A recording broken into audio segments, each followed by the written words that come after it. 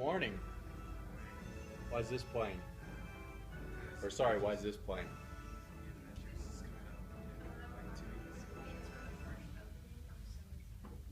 Did you did you pay $10,000? There are, and I've seen them on eBay. People have listed those tickets, like not even the first showing.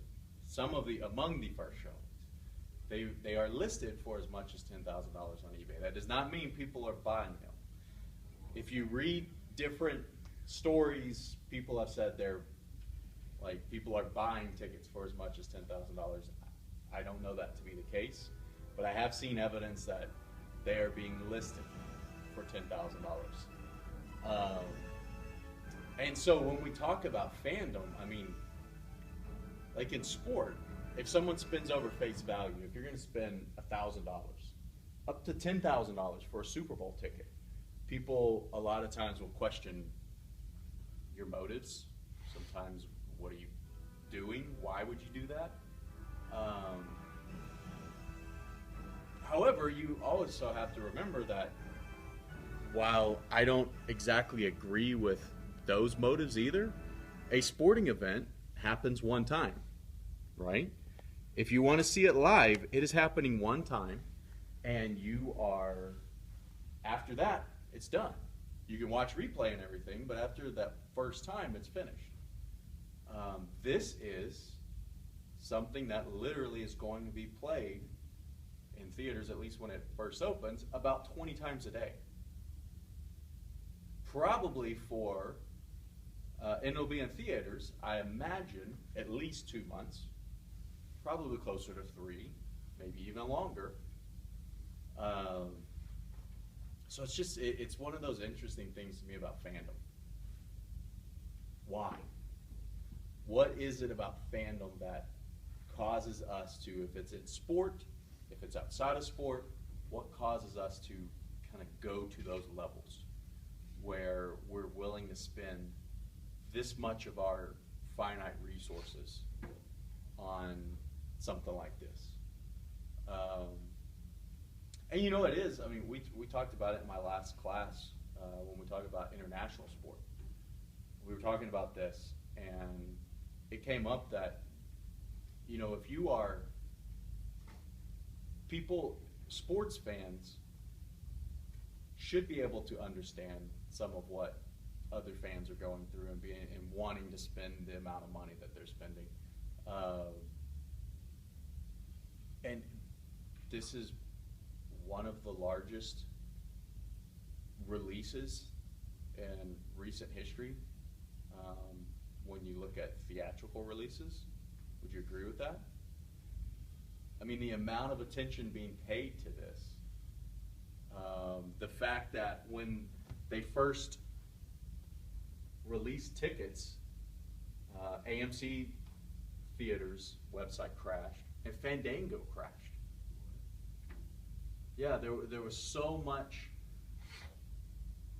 demand for these tickets, and it was demand for it. Let's see it as quick as possible, as soon as possible, because we don't want to run into any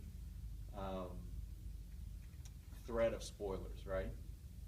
So it's really interesting. How many people have their tickets to go see it? Okay. How many people are planning to see it? All right. I think it'll be interesting. I think it'll be a good movie. It'll be fun to see. And so this is, you know, the culmination of the storyline so far. A lot of the character storylines are moving on. This is the culmination of whatever story, whatever portion of the story they are trying to tell right now. And then, you know, you've also read that some of the key actors and actresses, their contracts are up after this, which has led to rumors about what's going to happen to those characters in the movie. And, you know, then the interesting reports also that some of the trailer footage possibly is not really in the movie. Possibly they filmed that to not give away everything that's happening in the movie. that's where we are. And something like the MCU, something like Disney, where everything is secretive now because we have our phones, we have the internet. We can quickly type out a message, what we think is going to happen, right? And we can start rumors and we can spoil things for other fans. So it's just really interesting when we've talked about corporate films so far and we've talked about fan films. This is another phenomenon. The fact that so many people, the demand is so high for something that has a lot of supply. Typically, when you look at supply and demand, if supply is low, demand is high. Right here, demand is still really, really high. I mean, you think of the thousands of theaters in the United States, just in the United States, that are going to be showing the Avengers Endgame movie. And you think of the number of screens that they probably are showing that movie on. The number of times that movie will be shown every day for a length of time. But it's just, you attribute it to great storytelling, you attribute it to great brand awareness. The demand is incredibly high. So interesting to me as a person who likes to, or studies and writes about fandom. So a few things. We are going to Skype with Brian Collins today. That's why everyone's over here, so he can see, because what he's going to see is basically out of the camera in my computer. He will be projected on here. However, if you want him to see you and answer questions and everything, he'll be down here. Now, we were going to have that be the whole class period. They had a really bad thunderstorm in the Orlando area. So Brian let me know that he is on his way to the park. He's going to be Skyping from Epcot because this is spring break. The women's basketball Final Four is also in Tampa, finished last night. So it's expected that the crowds are going to be really large. Epcot being one of the larger parks, the largest park that holds guests or space for guests, it can absorb it a little bit better than, say, the Magic Kingdom would be able to. So his plan is he's going to Skype with us. He's going to walk around. He's going to walk around the World Showcase and talk about some of the things that, from an Imagineering perspective. He's going to email me as soon as he gets in the park and he's ready to go. When I hear from him, we'll Skype with him.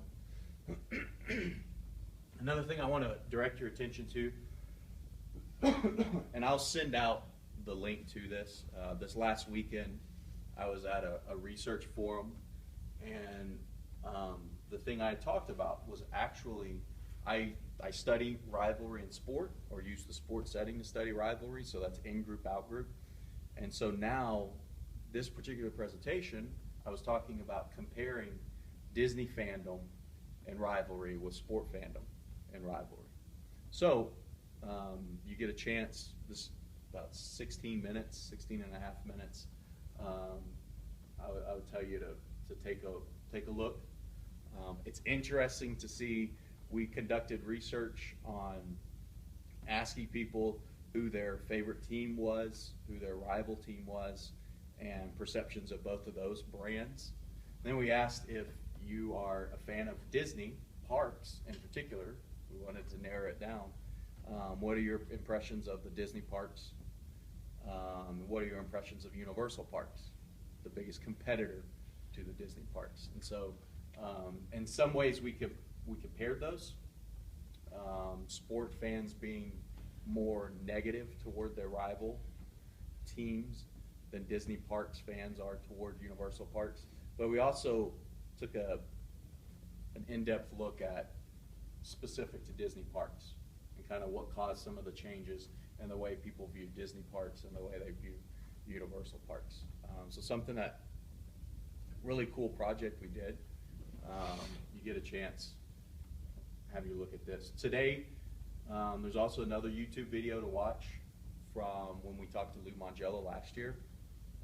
So that link is on eCourseware. Watch that as well. As I said, Lou is an individual who moved from the Northeast down to Orlando, and now he makes his living off of, he started talking about things with the parks. He's sort of, it seems like, grown into other areas as well, motivational speaking, things like that.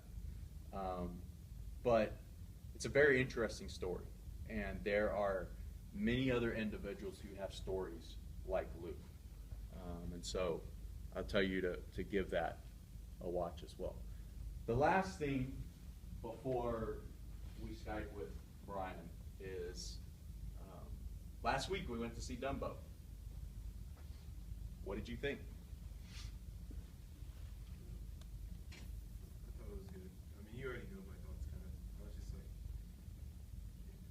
you were telling me that since I didn't really remember the original movie, you were telling me that a lot of things were different about this new one, the original. Mm-hmm. And you also said that the girls and the father and all the people were basically acting symbolization of the mouse in the original. And I thought the twist was better / more interesting. I mean, because if they were to go exactly with the script of the original, it probably would have ended within an hour, Mm-hmm. hour-ish. I don't know, I thought it was really well done. Okay. Well done as in its own movie, not in comparison to the other movie. Yeah, so for people who aren't aware, the animated version of Dumbo essentially ended at the midpoint of the movie that we went to see last week. The animated version ends with Dumbo reunited with his mother. They're with the traveling circus still. The later part of the movie really wasn't in that, or was not in the animated version. But other thoughts? What'd you think? I forgot the dude's name, but the one that died close to the beginning, but he got like crushed by the pole, or whatever it was. Oh yeah. I was really sad when that happened. He He was a jerk. he was the Oh, yeah. he was the initial antagonist, huh? Yeah. And kind of the reason, sort of the reason that set the whole movie into motion, as far as separation of Dumbo and his mother, and the storytelling with the father and the father's two children, things like that. So it was a point in the plot, or is a plot point to sort of set the rest of the movie up. What'd you think of the CGI? I thought Dumbo was cute. I mean, how many people watching the movie thought, hey, it would be fun to go befriend a small elephant with large ears? Larger than elephants usually are. It looked like I could actually like if it was real. And you know what? I would not be surprised if you see some technology like that in the parks. If you see something where you are interacting, not just on a screen. They have the Living Character Initiative where you're interacting with characters on screen.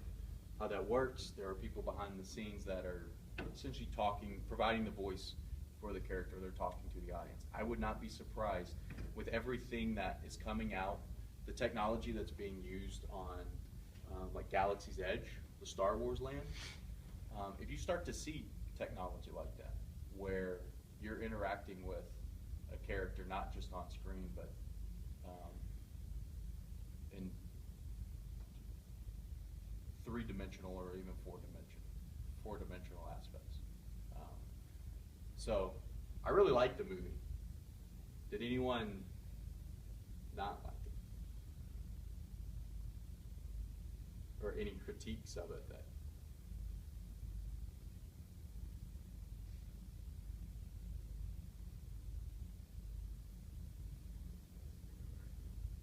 Okay. I kind of felt like the original antagonist got so much better. It's kind of useless because like you would only maybe it'd be better if he had a little more development, but also since he wasn't so important, maybe they could possibly just do without him. Mm-hmm. Like if he was there, if he's there, like maybe he should have some more development. Since you were saying that he was an integral part of the plot, but since he wasn't developed, I felt like they should have just trashed it. Okay. No, He was needed. Yeah, but I feel like he could have been developed. Um, I couldn't take much more of it, so. How? Just on it, and this followed the original movie, like the crowd interaction with Dumbo. In a way, how awkward is it to see like a crowd of people yelling at a circus animal and like jeering a circus animal?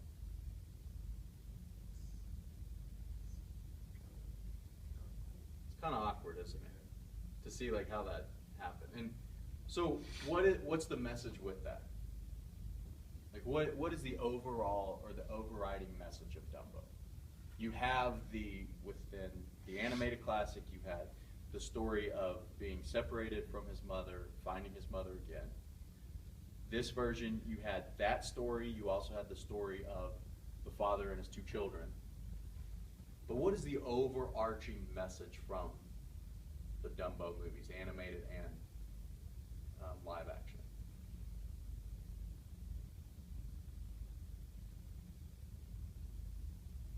Don't be jerks to animals. What? Don't be jerks to animals. Well, the animal is a stand-in. Dumbo is a stand-in. If you take that beyond just that storyline, Dumbo's different, right?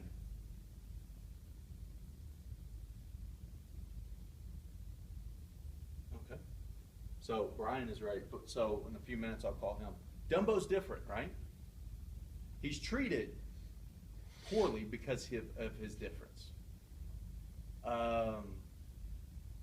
The overarching storyline or kind of moral of that movie, of those movies, the story is beings are beings. And everybody has special differences. Just because someone appears different or acts different doesn't mean they are less worthy than someone else. Right? The animated version received a lot of criticism in some ways for telling that story. And if you go watch the animated version, there are things that they had in the animated version that they kept out of the live action version. But the overriding story is, don't treat people, don't treat other beings poorly just because they're different, because we're all in this together, right? Kind of the culmination of the movie is Dreamland being destroyed, everyone being in it together to get out and to escape Dreamland, right? So, with that, let's try to Skype Brian. And we will see how this goes.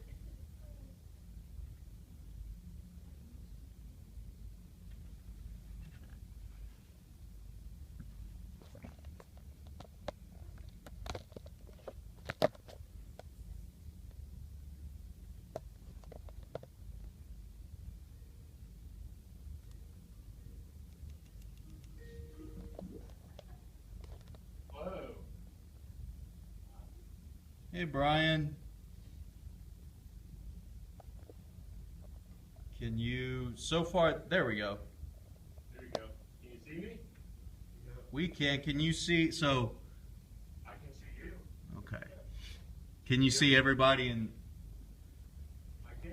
Okay, so to give you a little bit of just information so you can better talk to everybody, you are seeing us through my computer, Okay. but your image is being projected up on a large screen so everyone can see that. Everyone can see your image up there. However, the interaction you will have with everybody is through my computer. So if you have any troubles Okay. with that, things go haywire, we can try to work on it. So, and with that, this is Brian Collins, former Imagineer for the Walt Disney Company. He's going to talk to us today about some of the things in World Showcase and from an Imagineering perspective. And he's dealing with weather, so hopefully things will work out. I think we're good. All right, take it away, Brian. Thank you. You bet. So you guys can all hear me okay? Yep. Yeah, good. Okay, I can hear you. So, actually, I got kind of sidetracked. I'm actually wound up somehow in the rainforest of Mexico, and I'm on a expedition down here. You can see like this ancient pyramid, been there for I think hundreds of thousands of years. Oh my gosh, how many of you guys been to Disney before? Let's see a show of hands. How many been to Epcot? Okay, so a handful of you guys been to Epcot. So, and what a class that you guys have. My gosh, how to be a fan of Disney, right? Yeah. So I actually teach a course for the University of Central Florida on entertainment technology and innovation. So there aren't too many places where you can get to take like really cool fun classes about that. But what I thought I would do is talk to you guys a little bit about how to go from being just like your average fan of Disney to being like an amazing fan of Disney. And to me, the thing that kind of sets it apart is kind of understanding a little bit more about how Disney puts together the environments, how we use lighting and staging and architecture and, as you can see here, plants. I mean, just everything to kind of create an immersive environment. So what I thought I would do is spend a little time with you guys and walk through the World Showcase a little bit. And I'm going to hop on my plane, and in about 2 minutes here, we'll be right in the middle of Disney. As a matter of fact, I think, let me turn this. You guys are seeing in front of me, correct? There we go. You see all those gifts? There you go. My gosh, who knew that Mexico had so many tourists? So we're here in front of the Mexico World Showcase, and I'm going to go ahead and start kind of walking through Epcot a little bit and kind of walking and talking as I go, and try and point some of this stuff out. But one of the things I'm going to start with here is turning around, looking back at Mexico. One of the things that's really essential to Disney is building a story. Everything that Disney does is built around a story. And here in Mexico, one of the ways that they create that story, if you will, is through the amazing landscaping. And when I take you to some of the other World Showcases that you'll see, you're going to realize that everything here is done really for a purpose. So if you look at the landscaping here, you see these beautiful orchids and banana trees and palm trees and things like that. Brian. Disney tries, yeah. Brian, real quick, just so you know, the picture is pixelated that they're seeing or that we are seeing. So if people don't react to some of the things you're saying, maybe that's why. Okay, well, we're trying to keep a good connection going here. I think in Epcot we should be okay. But as I was saying, you know, landscaping is a really important part of how Disney creates an environment. So if you look at Mexico, the plants and landscaping you see there, that's going to be very, very different than the land that you're going to see at our next showcase that we're walking by here. This is Norway. And hopefully you can make it out. But in Norway, what you see is a lot of rock work. You see timber buildings, and you see on top of the buildings, they've got on the rooftops, they've got plants up there. Can you guys see that? Kind of, sort of. Is it pixelated? Can you see it? Yeah, kind of. It's pixelated, but you can make it Okay. out. Let me see if I can get a little closer, if that helps with you guys. Hang on. I see Elsa and Anna over here. Let's see if we can get them to look good. Do these guys look good to you?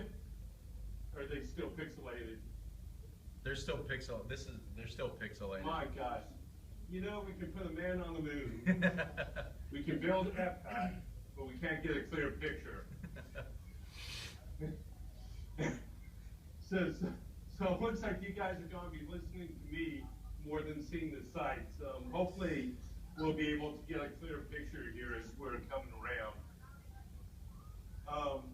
But as I was saying, you know, landscaping is just one way they do it. The other way is, you know, just through creating really authentic environments. And if you can imagine a not pixelated view of Norway, what you would see are a lot of like rock work. Like I said, there's what looks like a cabin over here in the distance that's got plants on top.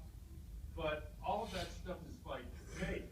You know, that's one thing that Disney does really well, is creating environments that are that look incredibly authentic and real, but they're fake. So if you were to go up close and look at, for example, the wood cabin over here, one of the things that you would notice if you got really close to it is that it's not wood at all. But most of what you see for the facades at Disney is made from cement. So if we can, I don't know, hopefully, can you guys see that at all, or is it just like a big round block? Yeah, we can see that really well. Okay. So what looks like real wood, that's actually all cement. And the wood doors, that's all cement. And that's just been taken and sculpted and painted to look like rocks. Even the rock work down here at the base, that's all cement. So Disney has got like special artists that come out, and they will sculpt all of these environments to look like natural materials. And then they go in and they paint it and they age it. If we come over here, if we look up, this whole cliff area, none of it's real. I hate to pull pixie dust off of you. All the plants up on the roofs, up there that you see, none of that's real. Wow. It's all because in Florida, if you were to put those kind of plants on the roof out here, between the heat and the temperature and the weather extremes, I mean, it wouldn't last very long. So Disney is very big into trying to find sustainable ways to create their environments. And that's one way they do this, by using artificial plants. They can also be recycled if at some point they do need to be replaced. Now, one of the things that makes it really interesting is that while that is fake up there, that roof topping up there is fake, if you come around to this little area here, and hopefully, can you guys see the flowers and the grass on top of this little pavilion here? Yeah. So that's all real. So you never really kind of know where the line, you know, starts and ends with the reality here. Brian, I think part of your finger may be covering up some of the. There you go. Oh, there you go. It's okay, guys. I'm a professional. Been doing this for years. How's that finger look? I won't give you the other finger. Some people do that to me all day. Just kidding. Still has done. So let me come over here. The next showcase I'm going to take you guys up to here is China. So China is really kind of interesting. One of the other ways that Disney immerses you in story is just by making sure that they get the facts right, get the details right. So as we come around here, and hopefully this will be in focus for you. One of the things that's going on right now, by the way, you get a little bit of an extra treat, guys, is this is the Disney Flower and Garden Show. So in each of the World Showcases, they've got different kinds of foliage and stuff set up representative of the country. And if you, can you guys see the pandas here? Yeah. So these are all made from live materials. So these pandas are made from different ivies and stuff, and they're feeding on the bamboo and all that, right? And these are only put up here temporarily for the Flower and Garden Show. Try not to walk in front of people taking pictures. Let me come around to China, and I want to talk a little bit about some of the details that we see in this World Showcase, because they really did a nice job. So if you've ever been to China and been to the Forbidden City, this structure in front of us is actually a structure that you would see in the Forbidden City. It's called the Temple of Heaven. It's a 3-story pagoda, and it's very, very identical if you were to put a picture of the real one next to it. So, you know, what they'll do a lot of times is they'll send Imagineers overseas to do like studies of the areas that they need to reproduce, to get information about how it looks, to bring back tons and tons of photographs and documentation. And that way, they can reproduce the look as best as possible. The other thing that you notice here in China is that all the different colored tile roofs, and that's all accurate to Chinese culture. In China and in Japan, the color of the roofs are actually representative of different things. So, for example, in China, only the royalty, the emperor, could have blue tiles on his roof. And so you'll see that for the Temple of Heaven, since that was in the Forbidden City and part of the emperor's palace, he gets the blue tiles over there. But green and yellow meant different things in Chinese culture, as did, if we turn around, and if I can kind of point up, I don't know if you can see the characters on the roof line up there. Yeah. But those different Chinese characters are all very accurate to Chinese mythology, and very common that you would see those if you went to China and you were walking, even through the smaller villages, you would see those kind of adornments up on the rooftops. One of the other things that I've always thought was kind of interesting has been how Disney uses color within their theme parks. And as we kind of go around and look at some of these world showcases, you'll see that each one of them has their own color palette, if you will. So Mexico, for example, had very earthy kind of colors. China, if we look back there, you know, had the very Asian greens and royal blues and that type of thing. This is a little transition area that takes us through. This is the only presence in Epcot of Africa, and this is just a little transition area. But one of the things, Brian, real quick. I remember, yeah. What is this area? Do you know, was this what was supposed to be the Equatorial Africa Pavilion? Right.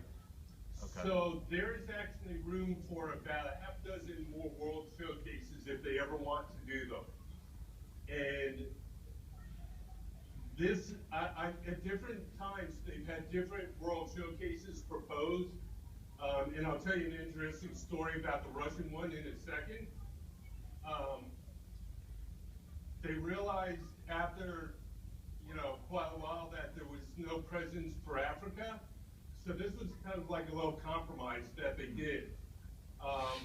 It's not to say that if they ever did build a permanent Africa World Showcase that this is where it would go. It very well might. But like I said, there are about 6 areas where they could build different world showcases. I'm going to peel away a little pixie dust here again too. So if you look at like the facts over here, again, how I was saying that nothing out here is real, right? So this isn't actually a real patch. This patch is actually made from fiberglass strands that they put up there, and then they paint it and age it, because again, in the Florida weather, if they put real patch up there, that would just deteriorate probably within about 5 minutes or so. I mean, it would be gone. So, you know, when you come out here, if you ever visit the parks, pay a close eye and close attention to some of that detail, and it's really kind of interesting. This is a gentleman. So people that work in the World Showcase, a lot of them do come from the native countries. How are you doing? So you want to say hi to the University of Memphis? Good. Thank you. Do you guys see him okay? What's your name? Yeah. What's that? Patrick. Where are you from? Kenya. Okay. And what are you making here? A walking stick. So, and you're over here for, I'm assuming, about a year, right? You've come over to Disney to work? Or how long have you been here? 2 years now. Okay. So, and what you're seeing, you know, are just, again, you know, they want to make everything as authentic as possible. Thank you very much. So, there you go. And when it's done, it's kind of like the end product there. So, one of the things I was saying about color, if you go into any Disney theme park, one of the things that y'all notice are the pathways. They're all kind of like this reddish color here. And there's actually a reason for that too. I actually did a walkthrough one time of the Magic Kingdom with a guy by the name of John Hedge. And John was actually an animator for Walt Disney. He did Fantasia and several of Walt's classic movies. And one of the things that John was known for was his color design. So when Walt was building Disneyland and then Disney World and Epcot, he brought John over as one of the original Imagineers to kind of lay out the color design and color palettes for the parks. And one of the reasons that, well, do you guys have any idea why they would have chosen red for the sidewalks down there? You guys have any ideas? No. You want to take some guesses? You're getting shy on me. I don't have any guesses. All right, well, I'll take that as a no.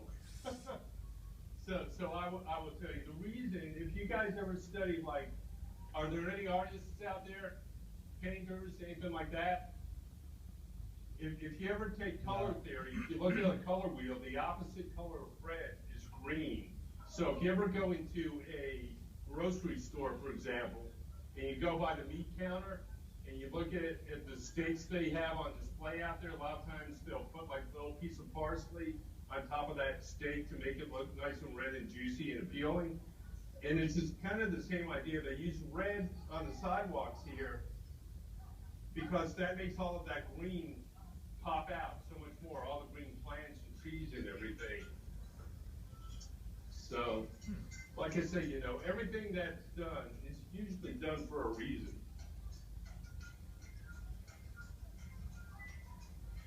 Even the entertainment is we're coming to Germany now, and they actually bring in entertainment from those countries. So we'll take a listen. You guys see the German band here playing beer stuff.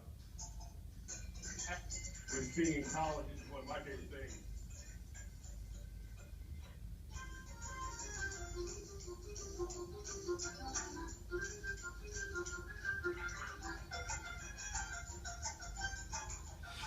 Okay, everybody, get up and dance. No? No.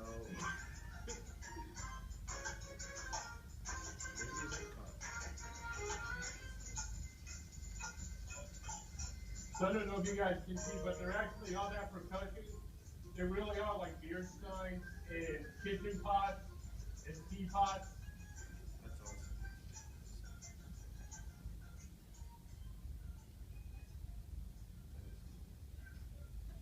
For some reason now I just have a craving to go get a beer. I don't know why.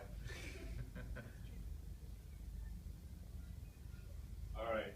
So as we continue our tour, and if you guys are wondering where Spaceship Earth is, I'll kind of turn around here so you can see. We're kind of way on the other side of the lagoon, but you can see Spaceship Earth on the other side. And I don't know if we'll make it over there in time to get a nice close-up for you. Ducks are real.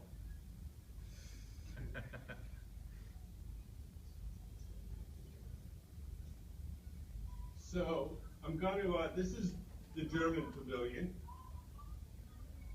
And this is based off of Munich, Germany. There's actually an Oktoberfest hall inside. And next to Germany, we've got the Italian pavilion. There's some really kind of interesting things I want to show you guys over there. But as we make our way over to Italy, this is like a little train area. And again, you know, in Germany, toy trains are like a really big thing. You'll see a lot of like model trains and toy trains over there. So they kind of put this little train village in. And it actually does have a real train. There we go. Look at that. It's cool. A couple weeks ago, the train derailed. It was a really horrible tragedy out here at Epcot to have a derailed train, but fortunately, you know, they took care of that right away, and everything was fine. Nobody got hurt. So, okay, here we are coming up to Italy. Do you guys have any questions? If you have any questions, you know, feel free to, Cody, it might be easier for you to relay them to me. Yeah. Anybody have questions now? They sell beer. Where? Like at Oktoberfest. Yeah. Where do they sell beer in Epcot or in the World Showcase? Pretty much all the pavilions have beer and wine now. Pretty much all of the World Showcase pavilions. Was So I mean, grab you one. Was Epcot the first park to sell alcohol? What's that? I said, was Epcot the first park to sell alcohol? Oh. Oh.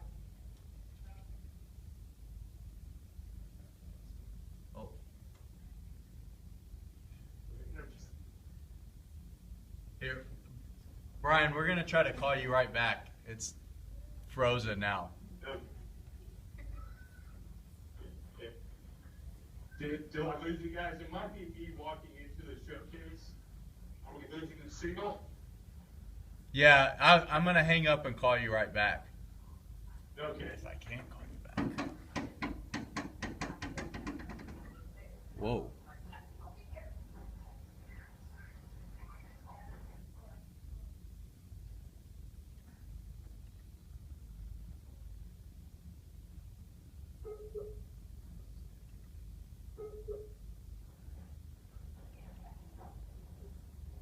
So how do you...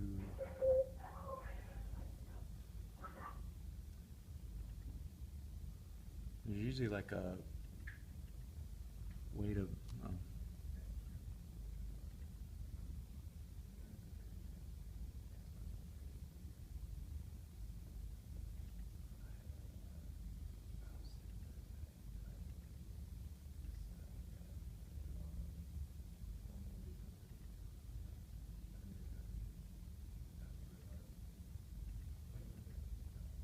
There's usually like a hang up button on here. Yeah, I guess you could just like close up the app. Open it back up. Yeah, let's try that.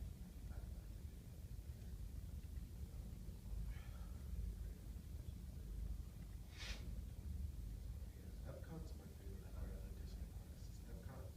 Epcot, World, Animals.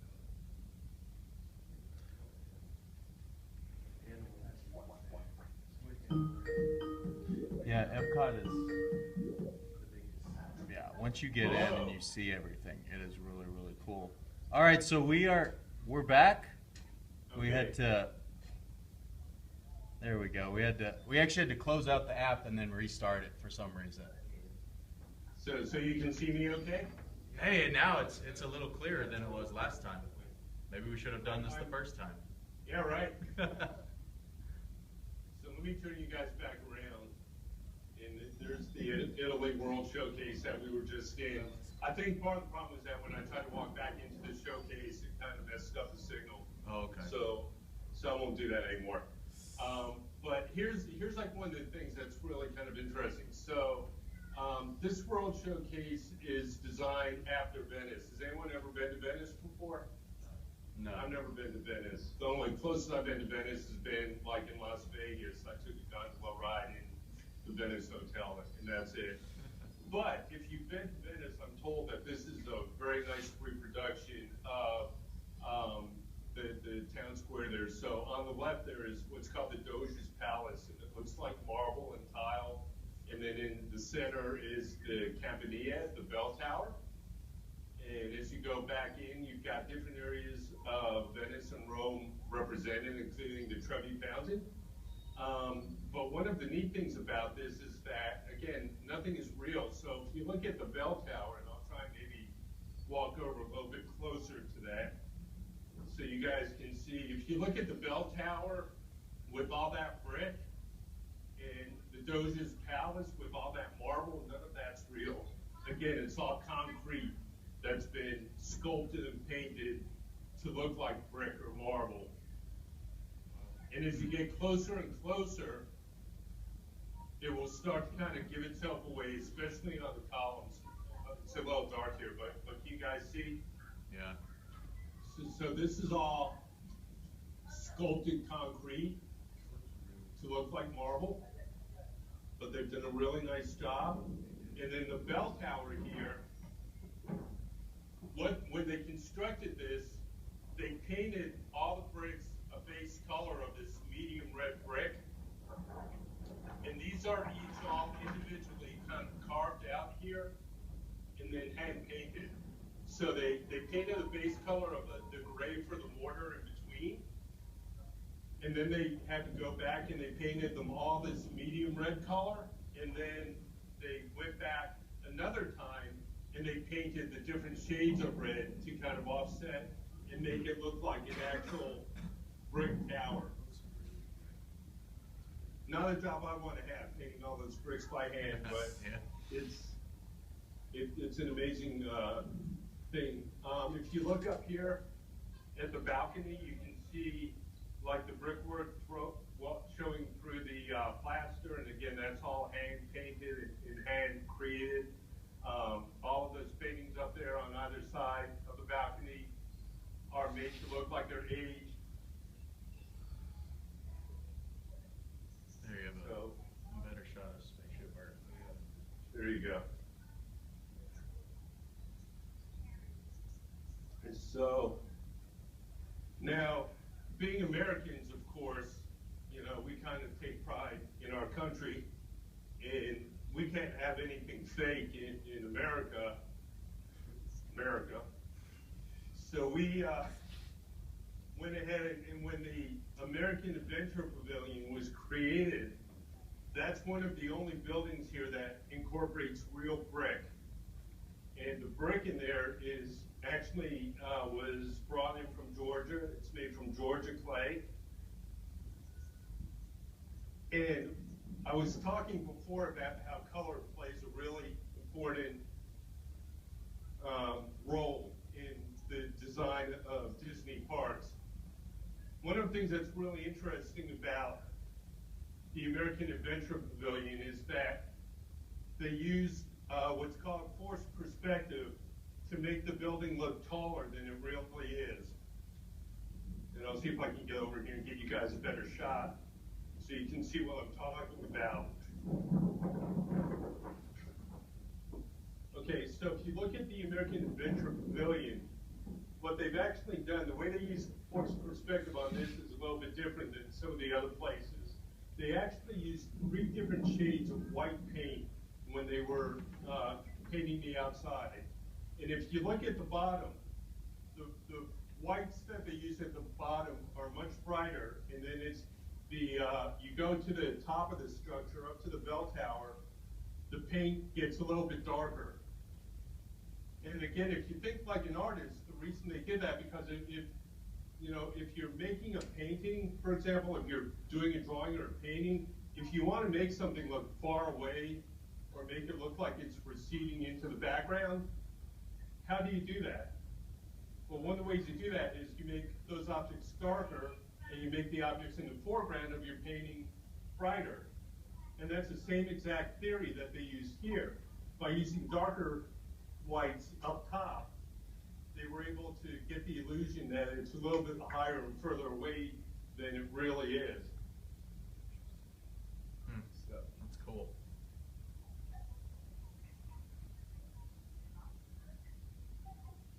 Any other questions? So you guys all gonna be coming next week? We I don't know, after this, you may not. Remember, Brian will be here next Wednesday talking. So that's what he was asking. Who else can come to the talk? They thought you were asking who's going to come to Epcot next week. Oh yeah, if you could buy me tickets. The honors college ticket. Who wants to come down here and just take a walk through with me down here in person? We'll just do that. So, the next World Showcase that we're coming up to is Japan. And this is another one of my favorite World Showcases. And there's something over here I always love to point out to people, and I'll show you guys too. As we get a little bit closer, if you look over to the left, this is the entrance to the World Showcase, and you see the different pagodas. And again, the blue tiles. In the back, you'll see gray tiles. All mean different things. In Japan, blue was for royalty. Gray was for the samurai and the warrior class. And over here, we have what's called a Torii gate. And this is actually representative of an actual gate in Japan. Now, one of the things I love to point out with this is that, A, it looks like wood, but again, it's not wood. It's all concrete, and it's just been painted and aged to look like wood. But if you look down, kind of like at the base here, you can see how it looks like the tide has gone out on the rocks, and you see the barnacles are exposed because of low tide.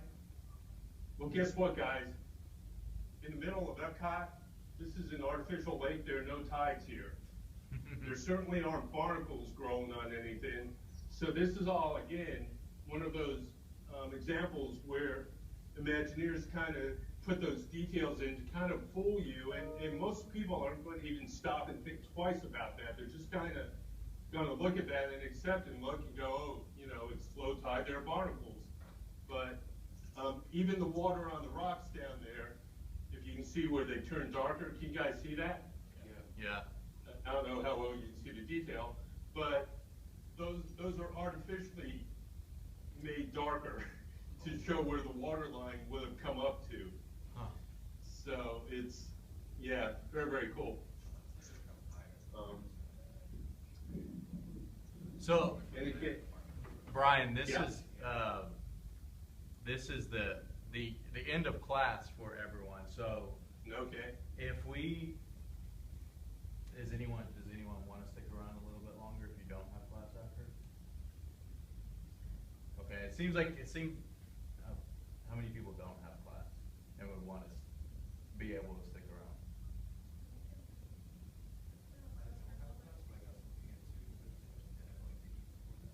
Okay. Come on, we'll go head over to the sake bar. There. So most people are going to take off because they have class after this or things they have to do. A few people, I think, are going to stick around for a few more minutes if you're willing to show a few more things. Absolutely. All right. So then, Yeah. for everyone who has class, we're back in here Monday. We're finishing up our third day talking about the parks. And then remember, we also will begin our voting process and discussion process about the best Disney movie graphic. So, have a good rest of the week for everyone who's taken off. I think maybe Thank you, Brian. 2 or 3 people are You're very welcome, sticking around. guys. Yeah, thank you, Brian. See you next week. Great.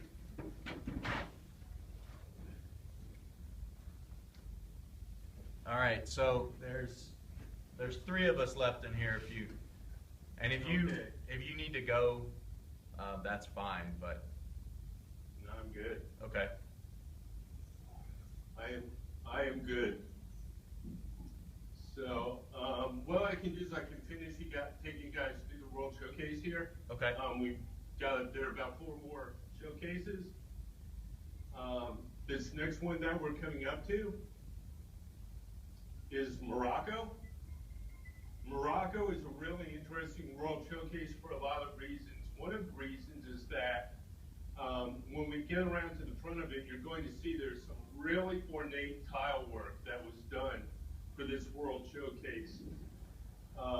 And the Kingdom of Morocco actually sent over several artisans who specialize in doing this type of tile work. You can kind of start seeing it now by the fountain. And it's not only the tile work, but also carving out the very intricate designs that you will see on some of like the exterior facades. So they actually sent over artisans to do this because it's a very, very specialized technique. It's kind of a lost technique. And the other thing that I love about this pavilion too is that when you look at the exteriors here, it looks like, you know, these mud facades, which again are historically accurate, but again, that's all just cement that was taken and textured and painted to look like that. The brick minuet over here, that is all cement. And if every one of those stone bricks was hand carved out and hand painted and hand textured. It's really fascinating. They even have, as you go inside, being this is the only country that is predominantly Islamic based here in the World Showcase. And as you walk around, one of the things that you'll see is that they have several areas, like water areas where people can wash their hands, where if you were to be in Morocco, that's the kind of thing you would see, because as they pray 5 times a day, they need to wash their hands before and wash up before and after their prayer. So if you go to, and hopefully I won't lose you. If I start to lose you, let me know. Okay. But if we come around here, you can kind of see through the doorway as we come into this courtyard. This is like one of those fountains I was talking about. You can see where the water is flowing out.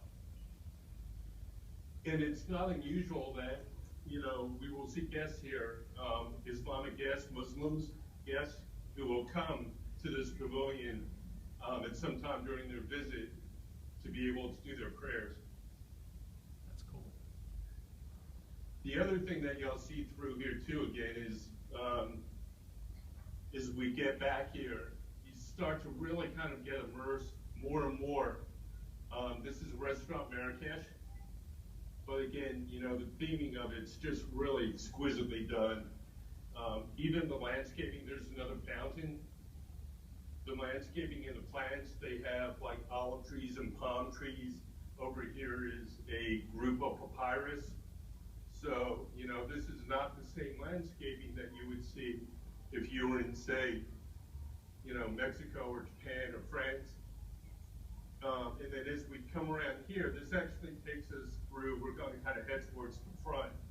But this is actually very typical of what a Moroccan market would look like with the stores. And unfortunately, you guys can't smell the smells, but it's beautiful, perfumey kind of smell as you walk through there.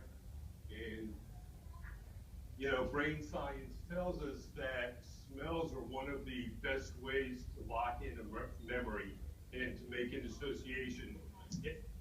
Excuse me, Disney is like masterful at doing that, using different scents and smells to kind of draw you into their story that they're creating. So that was Morocco. And after Morocco, we have France.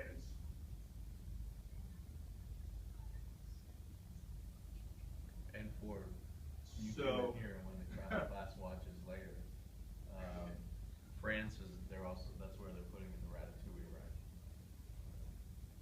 Correct, Ratatouille, right? So I'll point something else out to you guys. So this is another area where between France and Morocco, there's enough room if they wanted to put another World Showcase in here. This is like one of those areas where they could do it. And I don't know, can you guys see kind of like over the top of the trees, that building in the background, that green building? Yeah. So there's actually a color that Imagineers use called no-seum green, no-seum. And that's a no-seum green building. They actually did research to find out in the Disney parks what color would be the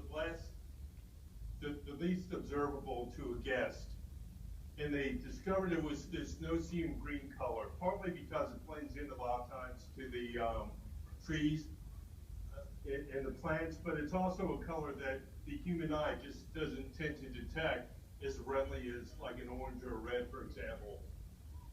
And the interesting thing about no-seum green is that they'll use no-seum green in all of the different Disney theme parks. If there's a building that's visible, but they don't want to bring your attention to it, like that one back there, so they'll paint it no-seum green, and most people just walk by and they never even realize it's there.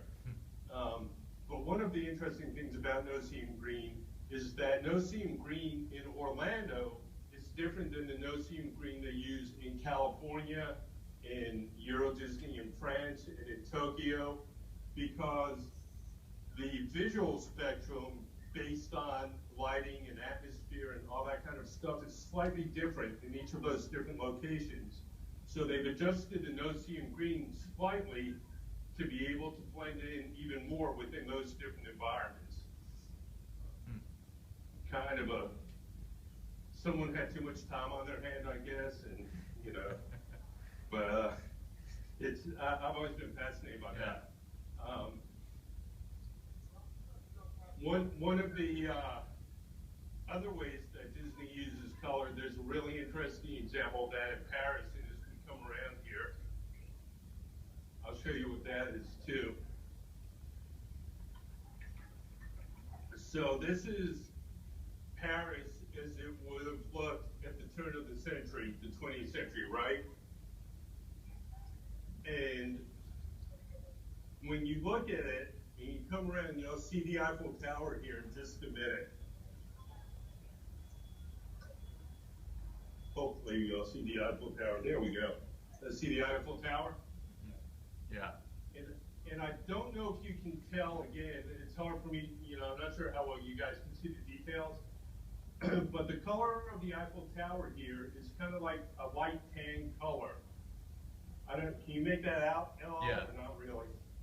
So, if you ever look at pictures of the Eiffel Tower today, what color is it? Is it light tan? Probably not. It looks darker, right? Yeah. And the reason they did that is because since we're in France of the early 1900s, the Eiffel Tower would have just been constructed at that point, so it wouldn't have had time to take on that patina and change color over the decades as it has now. So again, we're looking at a historically accurate representation of what the Eiffel Tower would have looked like if you were in Paris in 1890, 1915, something like that. I'm not even sure when the Eiffel Tower was built. I know it's for one of the world expositions back then.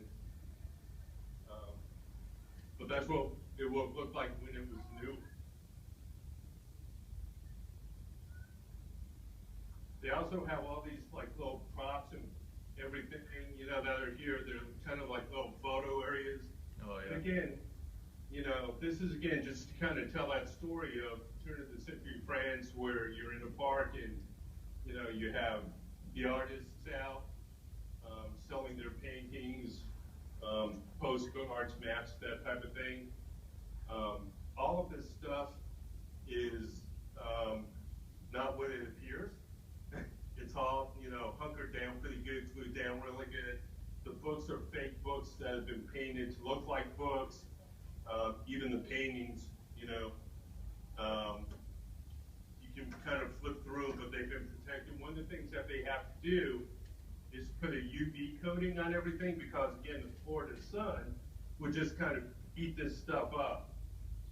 So they put like a coating on this to keep the colors looking good and looking fresh. As we go over this bridge, I'm kind of pointing back and you'll see they even have like some bicycles and some props down here, like boats and that type of thing, fishing poles. Yeah. Those are all have to be secured and made sure that they're hurricane proof. So if there's ever, you know, strong storms like we had today or anything like that, it doesn't get blown away or blown over. So everything is secured really, really strong. And this is a really nice view, kind of like looking back over the entire showcase.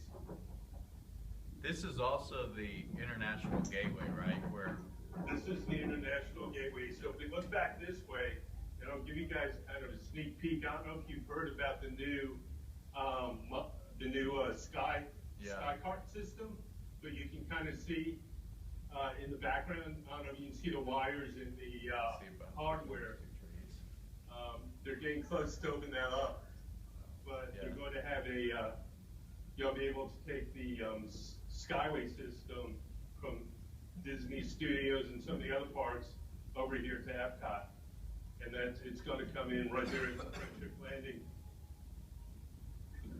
So, when that's open, Brian, would you? Because now you can get from Magic Kingdom, between Magic Kingdom and Epcot on the monorail. Right. When the Skyway system's open, then could you actually get to all 4 parks without a bus or car? You can. You may have to, like, you know, hop, skip, and jump to do it. Yeah. I don't know. For example, I don't think there's going to be a Skyway at the Magic Kingdom that y'all be able to pick. Yeah. So if you want to get to the studios, you'd probably take the monorail to Epcot, and then from Epcot, you know, or a bus, and then from Epcot take the Skyway. Okay. But yeah, that's the Friendship Landing area there. Huh.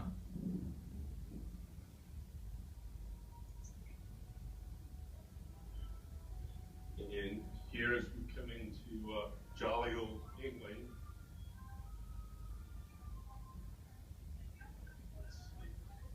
That's it. This is a really kind of nice area too. So that off to the right is the Rose and Crown Pub. Rose and Crown Pub was actually designed to look like, it's actually, if you look at the facades and as you go around it, it's actually 4 or 5 different types of authentic English pubs. So you've got one of the facades looks kind of like a small town pub. Another one looks like a pub that you'd find in a more industrial town. Another one is a kind of a pub that you would find on like the wharf on the river or the coast. So all kinds of different looks being represented. And most people aren't going to realize that unless they're from England and then they look at it. This is a garden. In this garden, oh, there's Alice. Taking a little girl through the garden.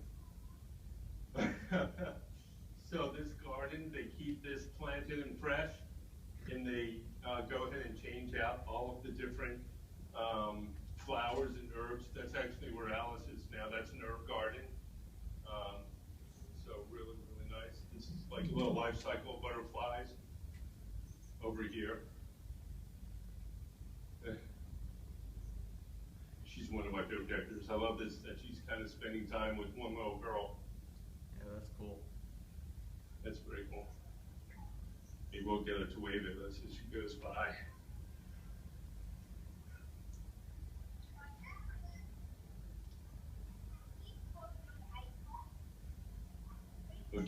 guys kind of look over their shoulder.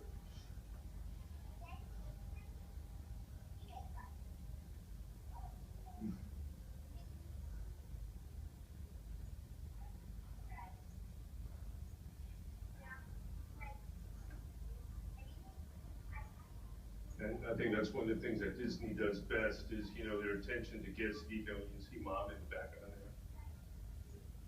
And little girl's just kind of beside herself.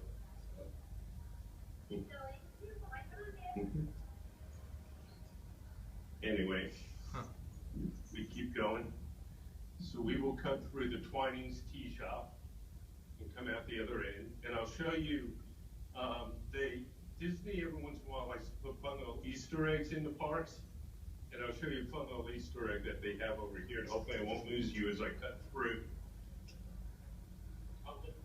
See if we can. It's nice and cool in here. Might not come out.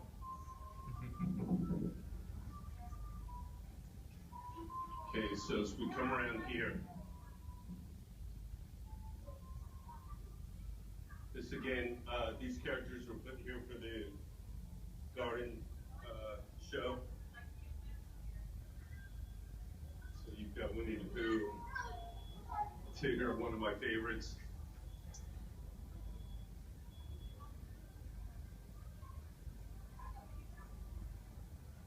So, okay, so if you've ever been to Disney, you see, have you ever seen the Swan and Dolphin hotels? Yes. So the architect for the Swan and Dolphin hotels was a guy by the name of Michael Graves. The late Michael is an English gentleman. And a little Easter egg, if you look at the top of this fountain here, that looks very much like the mythological swan and dolphin, well, the dolphin that's on top of the Dolphin Hotel. Yeah. Kind of like a little homage to him, if you will.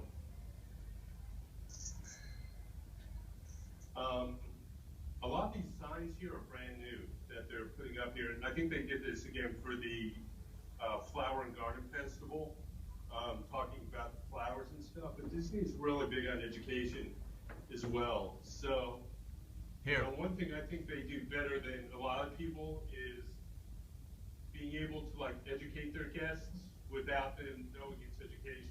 yeah, Brian, Yeah. let me. It started to jump again. Okay.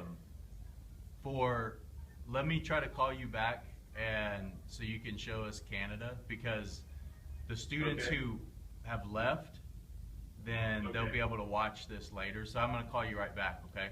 Okay. And if you two need to take off, you can. We'll have the rest of this on video.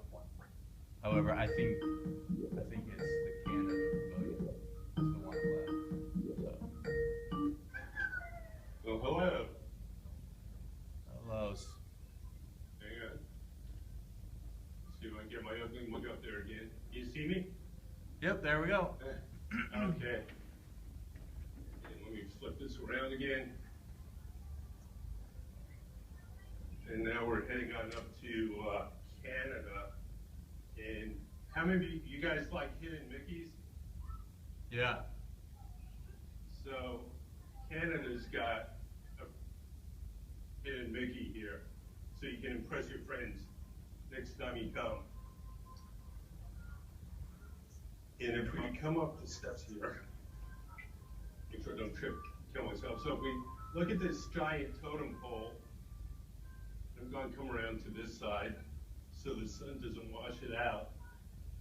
But if I tilt up, can you see right in front of the wing on the left, underneath the wrist of the very top totem up there? You see the Hidden Mickey up there? Not really. It's kind of washed out. Hang on. Let me try on this side. See if I can get it. I don't know if you can see it on this side or not. Yeah. It's under no. the elbow. It's probably washed out. Yeah, it's But washed if you could out. see it, if you could see it, there'd be a really nice Minnie Mickey there. Huh. So, So when you go again, to-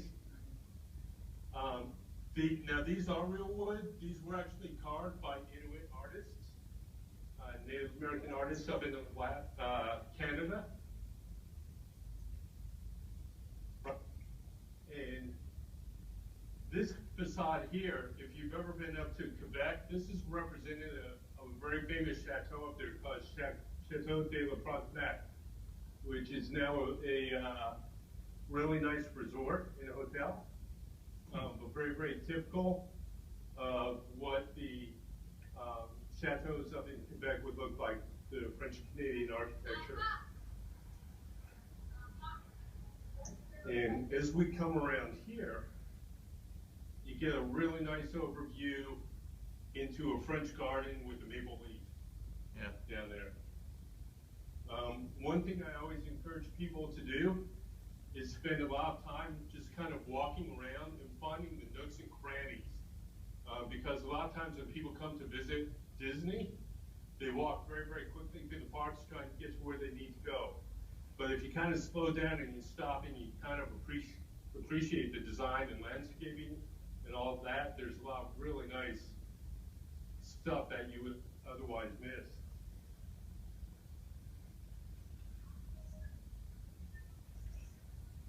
And I believe that brings us to the end of World Showcase. All right. Well, thanks for talking with us today, Brian. You're very welcome. I'm gonna stop the recording, and then Okay. I was gonna chat with you about something else Okay. for next week. But any questions Sure. before? All right. Well, thank you very, very much, Brian. This was awesome. You're very welcome. Thanks. I hope it was okay. Yeah, it was great. Okay, guys.